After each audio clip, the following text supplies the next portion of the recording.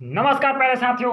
आज हम लोग जानेंगे उपमा अलंकार की परिभाषा, साथ ही इसके भेद और इसका एक उदाहरण से हम समझेंगे कि कैसे यहाँ पर उपमा अलंकार को पहचानना है। ठीक है, चलिए। तो उपमा का अर्थ होता है समानता, समता मतलब समानता, तुलना मतलब एक दूसरे से कौन ज़्यादा कौन कम है, और साथ ही बराबरी मतलब ये तीनों को बोलते हैं दोस्तों उपमा बोलते हैं। ठीक है, इसका परिभाषा को देखिए, दो वस्तु में समान धर्म के प्रतिपादन को ही उपमा कहते हैं। मतलब दो वस्तु में या तो समानता बताया जाएगा, या फिर तुलना बताया जाएगा, फिर बराबरी। तो समझिए दोस्तों, वहां पर अगर हमें संदेह हुआ कैसा हो रहा है तो वहां पर क्या आएगा दोस्तों, उपमा अलंकार होगा।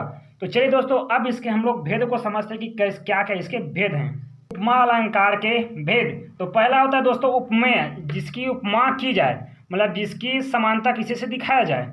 ठीक है ना, चलिए उदाहरण से और समझेंगे, है ना। मतलब जिसका समानता किसी वस्तु से दिखाया जाए। और उपमान क्या है, जिससे उपमा की जाए, मतलब जिससे समानता दिखाया जाए वो क्या हो जाएगा उपमेय, और जिसका समानता जिस वस्तु से दिखाया जाए, मतलब पहली वस्तु हो जाएगी हमारा उपमेय और दूसरा वस्तु हो जाएगा हमारा उपमान।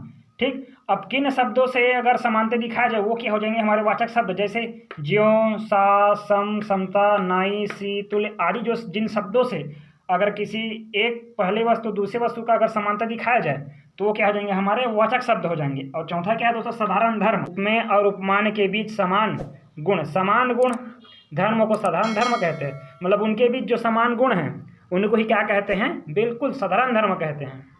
हमारे पास एक उदाहरण है, पीपर पात सरिस मन डोला। मतलब इसका अर्थ होता है हमारा मन पीपल के पत्तों की तरह डोलता है। तो दोस्तों यहाँ पे ध्यान दीजिए, उपमा क्या हो जाएगा, यहाँ पे देखिए मन का जो उपमान क्या हो रहा है, मतलब समानता क्या दिखा रहा है, पीपल के पत्तों के ऊपर क्या दिखा रहा है, समानता बताया जा रहा है किस तरह, डोलते हुए, है ना। चलिए तब इसको समझते हैं। उपमेय क्या हो जाएगा हमारा मन, मतलब मन की तरह पीपल के पत्ते क्या होते हैं, डोलते हैं। जैसे कि मन क्या होता है, विचारों की तरह से डोलता है, फिर कभी इधर करूंगा, फिर उधर करूंगा, फिर यह काम करूंगा, फिर यह नहीं कर पाता। मतलब इस तरह से जो हमारे विचारों से हमारा मन क्या डोलता है। तो इसी प्रकार पीपल के पत्ते क्या डलते हैं, डोलते हैं। तो पीपर पात क्या हो जाएंगे, हमारे उपमान हो जाएंगे, पीपर पात। अब देखिए दोस्तों, किस शब्द से यहाँ पे उपमान बताया गया है, किस मतलब सॉरी किन शब्द से मतलब यहाँ पे समानता दर्शाया गया है। देखिए यहाँ पे सरिस जो हमने वाचक शब्द लिखा है उसी में से एक सरिस है। सरिस मतलब होता है समानता, मतलब हमारा मन जो है पीपल के पत्तों की तरह क्या होता है, डोलता है। तो इसके समान सरिस क्या हो जाएगा हमारा वाचक शब्द हो जाएगा, सरिस। ठीक, तो ये हो गया हमारा सरिस। चलिए अब साधारण धर्म क्या हो जाएगा। अब गुण देखिए, साधारण धर्म में हमेशा गुण आएगा उसका, कि किस गुण के वजह से उस वहाँ पे मतलब दोनों उपमेय और उपमान में समानता दर्शाया जाए। तो यहाँ पे देखिए डोलना क्या है, हमारे मन जो विचारों के माध्यम से डोलता है, और पीपल के पत्ते किस वजह से डोलते हैं, हवा के कारण। तो यहाँ पे डोलना क्या हो गया हमारा साधारण धर्म हो गया। ठीक है, चलिए एक और उदाहरण देखते हैं ताकि अच्छे से और एक क्लियर हो जाए। नवल सुंदर श्याम शरीर की सजल निरदृशी कनक कांति थी।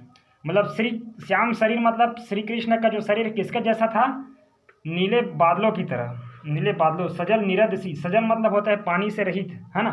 निरद मतलब बादल, कल कांति मतलब सौंदर्य।